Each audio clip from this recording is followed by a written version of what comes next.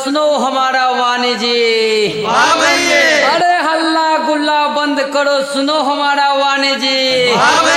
नल जल के योजना शुरू भए गेले, आबै नहीं छै पानी जी। पुल पुलिया बनल उद्घाटन में जाय छै ट्वीट जी। अरे पुल पुलिया बनल उद्घाटन में जाय छै ट्वीट जी। आ सब सरकारी पैसा ठेकेदारे ले छै लूट जी। आ शिक्षक बेचारा होली में बेचे छै रंग पिचकारी जी। शिक्षक बेचारा होली में बेचे छै रंग पिचकारी जी। अरे नीतीश बाबू के राज में नौकरी नहीं मिले सरकारी जी। अरे आबै नहीं छै अगुआ, आबै नहीं बरतुहार जी। अरे आबै नहीं अगुआ, नहीं आबै बरतुहार जी। आ नौकरी के चक्कर में छौड़ा बैठल छै कुमार जी। अरे नेताजी के रेला रेली खूब होय छै भाषण जी। नेताजी के रेला रेली खूब होय छै भाषण जी। आ जनता बेचारा बेरोजगार छै, घर में नहीं छै राशन जी। अरे अपराधी के मन बढ़ल छै, जैते ले छै लूट जी। अपराधी के मन बढ़ल छै, जैते ले छै लूट जी। आ प्रशासन के पकड़े में पसीना जाया छूट जी। हमर गुरु ज्ञान के छोट ऐसन बानी, आते ढोलक बजाने फिर देख देख रे सारा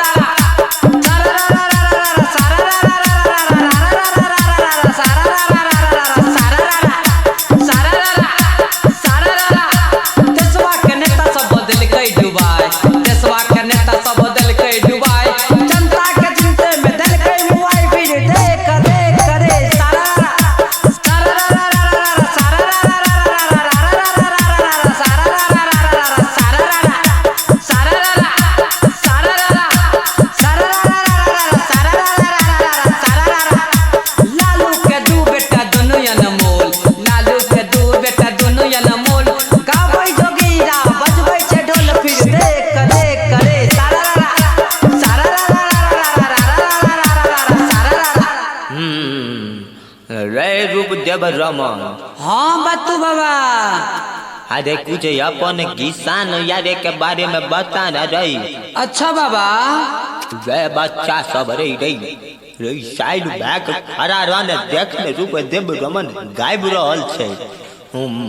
रे तोरा तोरा मौसा लागो, नहीं जाने छी तू सब भांग खाग पगलाल छी हैं।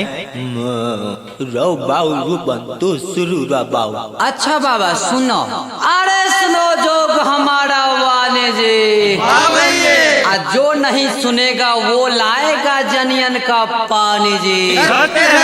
नेता बिगड़ल देश बिगड़ल, बिगड़ल सबके नेचर जी। अरे नेता बिगड़ल देश बिगड़ल, बिगड़ल सबके नेचर जी।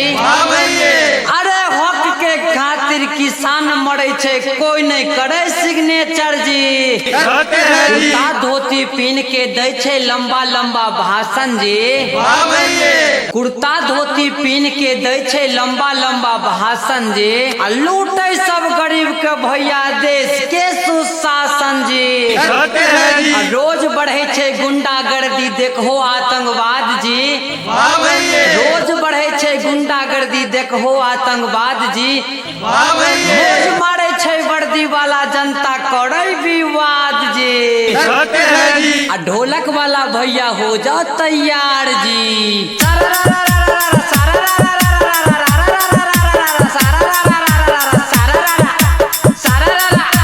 बान्हा मुरक्का चला देश के किसान, बान्हा मुरक्का चला देश के किसान।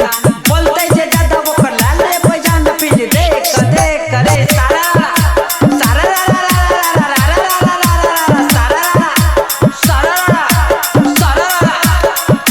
पप्पू यादव करे सबके भलाई, पप्पू यादव करे सबके भलाई। झूठे मूठे दै छै जेल में ढुकाई, फिर देख देख रे सारा मैक्स स्टूडियो बौहार।